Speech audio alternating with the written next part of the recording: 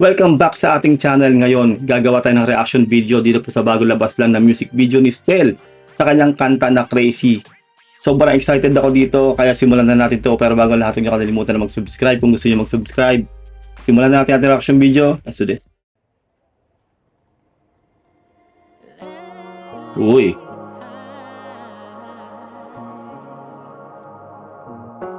Crazy. Ganoon din yung intro sa lyric video niya.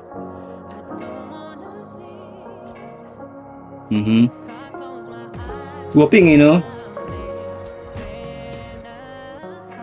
Ayun, kape.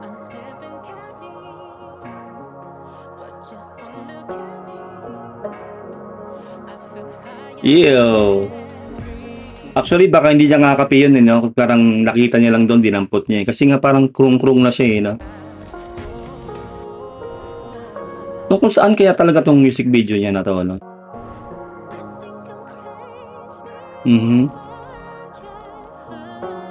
Ayun na, umi-epekto na yung kape.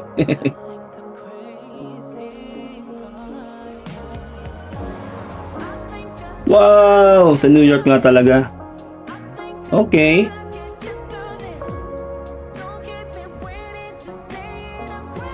Sheesh, parang nagets ko agad yung niya, yung ibig sabihin ng music video niya, no? Parang siya, parang tinatamaan ako sa kanta niya na to, sa music video niya. Parang tungkol siya sa mental health, no? Alam niyo naman po, 'di ba, yung anak ko, 'di ba, may autism po yung anak ko, no? Parang kasi nagsasayaw siya nang wala siyang kasayaw, tapos yung pinakitang ito nga, 'tong nakaitim, parang siya rin 'yan. 'Di ba? Parang sinasayawan niya yung sarili niya. Parang siguro parang hindi siya kung yung hindi natin i-derive sa kanta, parang hindi siya love song, parang tungkol siya sa mental health, tungkol sa sarili niya. Itong kanta na 'to. Kung ibabasehan natin yung music video, 'di ba?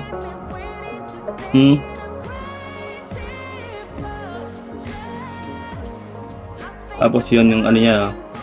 Ito yung other self niya. Binigyan siya ng hotdog sandwich. Oh, may dugo ilong niya.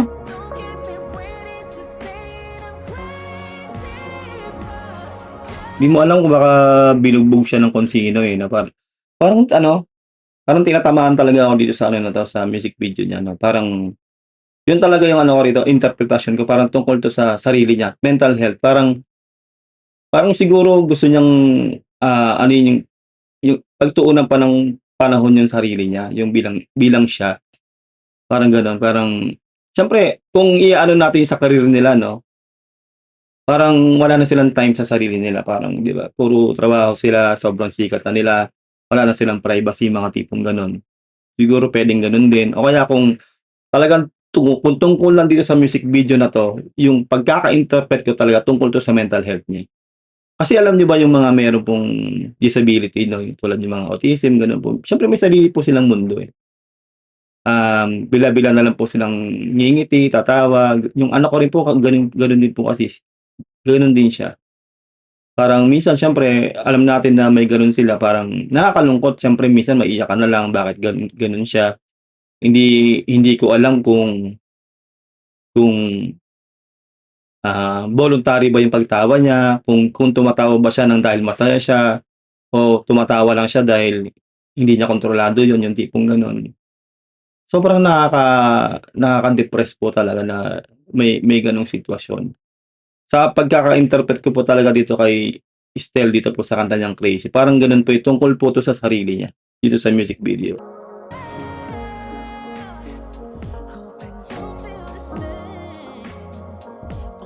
May bulaklak siya.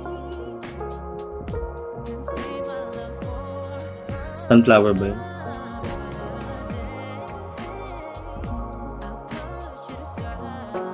May hinahanap siya.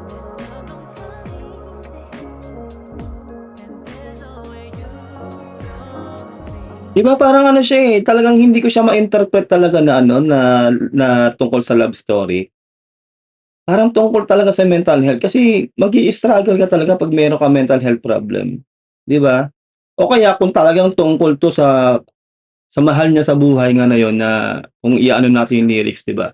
Kasi 'pag yung sa lyrics natin ibabase, Hindi pa naman totally alam ng babae o kung sino man yun, na mahal niya yung babae. 'Di ba sabi niya pa nga na sana gano'n din daw yung babae na nararamdaman niya, gano'n din sana yung person na mahal niya, yung crazy nga siya dun sa person na yun.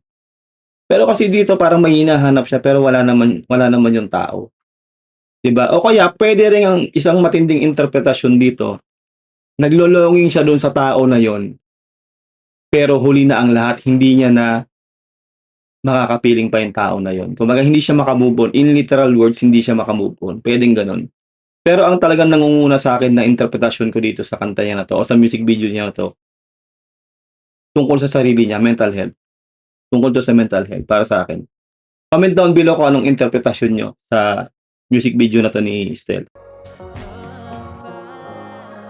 Hinahanap niya, makita niya kaya?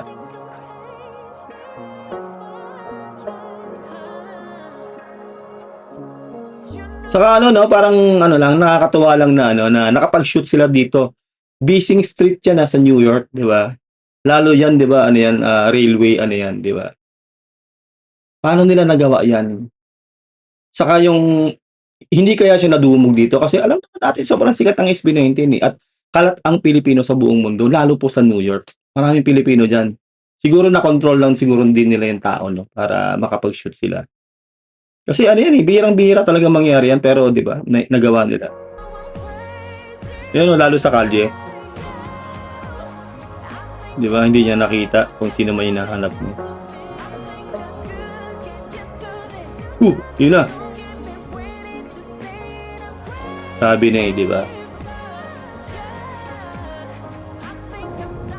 Kumbaga kalaban niya yung sarili niya dito. Alam niya namang ibig sabihin sa kalaban niya, sarili niya, 'di ba? Yung thought niya, 'di ba, yung isip niya yung kalaban niya dito. Parang gano'n talaga. Dun talaga nagpo-fall yung ano ko, yung conclusion ko sa music video na 'to. Tungkol 'to sa sarili niya, tungkol sa mental health, 'no? Pero ngayon pa lang sasabihin ko na sobrang solid itong music video na 'to ni Stell. Ano siya, matalimhaga 'no, na talagang mangangapa tayo kung ano ba tungkol saan ba talaga 'tong music video niya. Ang ganda.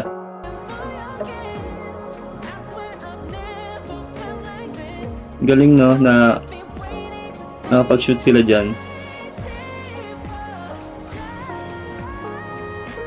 Kailan kaya niya na-shoot 'to 'no? Kasi may nakalagay dun sa ano, sa Billboard kanina 2024, eh. Ayan na, nakrungkrung na siya. Di mo alam kung may gumulpi sa kanya, 'no, sa eksena na 'to, no? Di ba? Dugo ilong niya, eh. Ah, sheesh! Ketchup pala yun. Talaga 'pag may mental health ano, di mo na alam kung tama yung ginagawa mo o hindi, eh. Di ba? Ay na, parang lumipad na lalo talaga yung isip niya. Talagang naging kurung-kurung na talaga siya. Wow, grabe Stell. Wow, solid nun. Ayun, kayo anong interpretasyon niyo dito sa music video na 'to ni Stell? Ako yun po talaga 'no, tungkol po sa mental health. Ang interpretasyon ko po dito sa music video ni Stell, dito sa Crazy. Ayun, kung gusto ko lang din sabihin sa inyo 'no, lahat po tayo meron po tayong pinagdadaanan, may mga problema po tayo dahil tao tayo, 'di ba? Hangga't nabubuhay tayo meron tayong pinagdadaanang problema, pero sana po 'no, alagaan niyo po yung mental health niyo. Kahit ako po, depressed din po. Gano'n po talaga, lahat tayo dumadaan sa ganyan. Lalong-lalo na po yung mga OFW 'no. Alam ko po mag-isa kayo. Minsan 'pag talagang totally wala na rin kayong ginagawa, talagang mag-isa ka na lang. Minsan maiiyak ka na lang dahil sa sobrang lungkot, sobrang depressed. Pero sana labanan niyo 'yan, dasal lang. At siyempre kapag meron kayong mga kaibigan, kapatid, kamag-anak, kung sino man yan na close sa inyo, pag nakita niyong o nalaman niyo na meron silang pinagdadaanan, yun nga, tapikin niyo sa balikat o kaya tawagan niyo. Kailangan po yan, kailangan po yung simpleng kumusta lang.